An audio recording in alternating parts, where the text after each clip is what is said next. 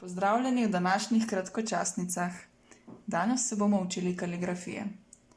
Kaj pa potrebujemo za kaligrafijo? Ne se ustrašiti, če teh pripomočkov nimate doma, ampak najprej vam pokažem, kaj običajno za to potrebujemo. Potrebujemo prazen list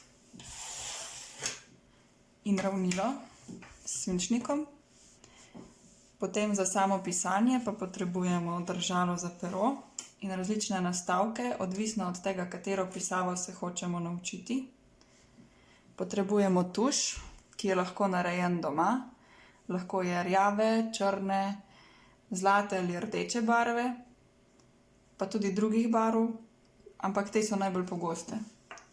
In potrebujemo brisačko, ker se nam ob pisanju pogosto lahko razliva tuš in je treba pero tudi obrisati vmes.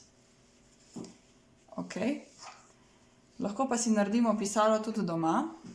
Na internetu obstaja več različnih idej, kako to narediti. Mi smo si na faksu smo dobili pisalo iz bambusove trstike, ki je takole prirezano in je odlično za vaditi.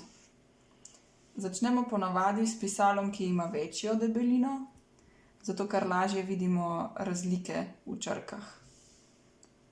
No, mi pa bomo danes naredili svoje pisalo, tako da bomo postavili skupaj dva svinčnika, ki sta približno enako dolga, in ju z dvema kuhinjskima elastikama speli spodaj in zgoraj.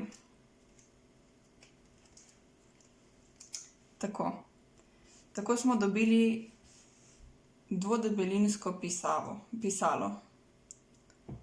Tako. No, pa začnimo.